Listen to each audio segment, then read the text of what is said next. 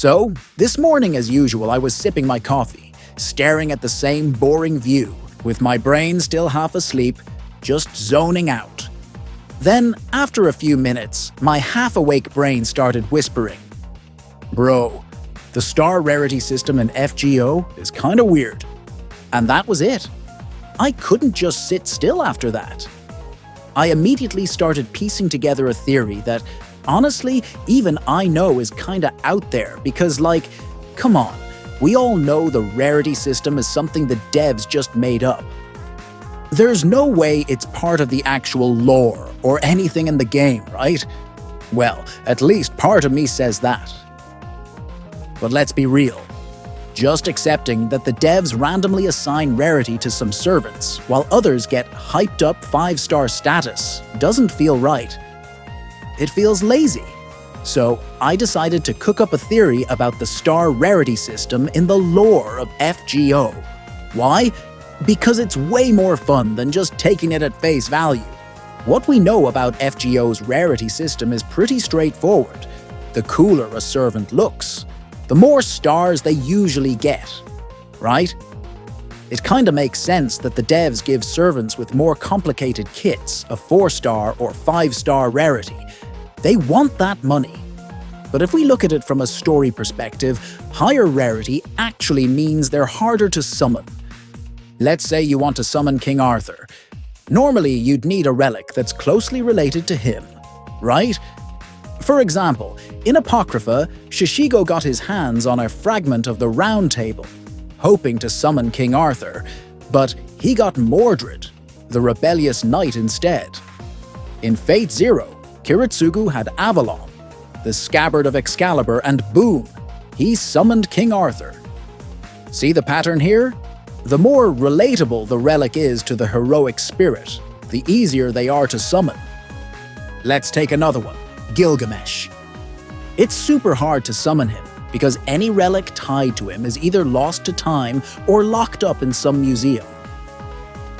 Now, if you think about the Hassans in FGO, almost all of them have low rarity. But why? Well, here's my theory. The term assassin comes from the word Hashashin, from the Arabic al-Hashashin, a group of mercenaries led by Hassani Sabah, right? So the class itself acts like a relic of their legend, which makes summoning the Hassans easier. That's why they have low rarity. But what about King Hassan? This is where it gets a bit more specific, like the King Arthur example. If you try summoning King Arthur with a piece of the Round Table, sure, there's a chance he'll show up. But realistically, the relic is more closely tied to the knights, so they might answer instead. It's similar to King Hassan. If you wanted to summon him, you'd probably need something more personal, like his sword, or his mask. Although, let's be real, King Hassan is a grand assassin, so he's not going to show up in a regular Holy Grail war anyway. So, clearly, in this perspective, the star rarity system doesn't necessarily correlate with strength. It's more about how difficult it is to summon them, based on how rare the relic associated with them is. The rarer the relic needed to summon a heroic spirit, the higher their rarity. You know what? I feel like I need to take another example. Anderson. He's a 2-star servant, meaning he's low rarity. To summon him, you'd probably need one of his fairy tales, which are super easy to find. There's a whole list of famous ones. Now, take Nursery Rhyme, who's a 4-star servant. Her origins are more complex. I haven't played Fate Extra, but I know she's somewhat tied to Alice and Alice in Wonderland, so it's a kind of special case. I mean, if you want to summon her, what relic would you use? It's a bit tricky, right? If you picked up a copy of Alice in Wonderland, you'd probably end up summoning Lewis Carroll instead of Nursery Rhyme. And I think that's why she got a 4-star rarity. She's complex. Yeah, at least that's how I feel it works in normal circumstances. Well, you guys can try imagining the theory with any other servants, but FGO has gone way too far to stick to logic like this all the time. Another problem is the altars. Probably you guys will wonder why some altars have a higher rarity than the original. and some have a lower rarity, right? Well, after pondering night after night, this is how I take it. I feel like the rarity of altars has a different meaning. I mean, altars aren't really the original versions of these servants or how they were in life, right?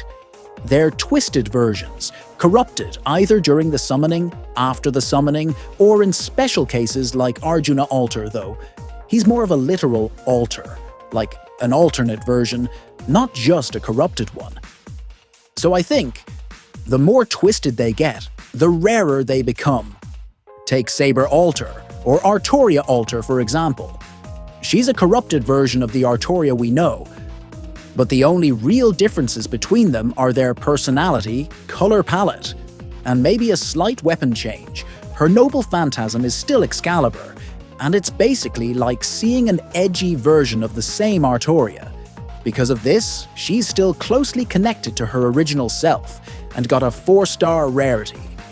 You know, for being, I don't want to say cheap knockoff, but, well, just another version. You guys know what I mean. I think it's the same for her Lancer version. The differences are just the color scheme and slightly altered weapons. Heck, I even think this altar version of Lancer Artoria acts nicer than the original Lancer version. So, it makes sense for her to be 4-star. Now, take Kukulen. His altar is 5-star, while the original is 3-star. Why? Because his altar is way more corrupted, to the point where he feels like a completely new entity. He's got a new personality and new abilities, or new noble phantasm. He's almost like a totally different person. So his original relic might not even work anymore since he's twisted so far from the original. I feel like this is kind of the same with Jiang Altar. It's obvious she's a separate entity from the Jiang we know. She rides a dragon, has a different noble phantasm, and is totally disconnected from the original Jiang. So it kinda makes sense for her to be a higher rarity. Then we have Emiya Altar. I feel like Emiya Altar is kinda similar to Arjuna Altar. Well, to be honest, I don't really know his origin. Correct me if I'm wrong, but he's from an alternate timeline, right? And he's also corrupted, since he's still basically Emiya. It makes sense that his rarity is the same as regular Emiya's 4-star. He is the same, but different path. Arjuna Altar also falls in the same category. He's from a different timeline, just a different path. So he is still a 5-star, and we can also connect this one to the earlier theory where his corruption is so extreme that he's practically unrecognizable from his original self, making him difficult to summon. So, giving him a 5-star rarity makes sense. It's the same as Jiang and Ku. And I think this theory applies to most of the altars in FGO. Now, let's talk about the part where everything gets ridiculous. The summer outfits. For the record, I totally agree that they probably give higher star rarity to servants who can make them more money from the fans. For example, BB Summer is a 5-star because they know people love her cheeky personality, and fans are definitely interested in seeing that in a summer setting. Or take Artoria. She's also a 5-star because fans want to see how majestic the King of Knights looks in a summer fit. It makes total sense. But I did say I'd try to find a theory within the lore, right? Well, the summer outfits actually make sense in that context too. If you think about it, all summer servants are either 4-star or 5-star, meaning they're harder to summon. Why? Because their spirit origin, class, and even noble phantasm change. So, of course, you can't use the same relics to summon them as their regular versions. Take Charlotte Corday, for example. Normally, you'd summon her with something tied to her weapon or records of her life, but you'd never guess that Summer Charlotte is suddenly into magic shows. What relic would you even use to summon this version? Maybe a magician's prop, but that might summon someone else entirely. That's why her summer version is 4-star. It's not as easy to summon her in that form. So, what do you think of that theory? Did I go too far? Or maybe I'm onto something. If you enjoyed this, don't forget to like and subscribe, and feel free to comment with any video ideas.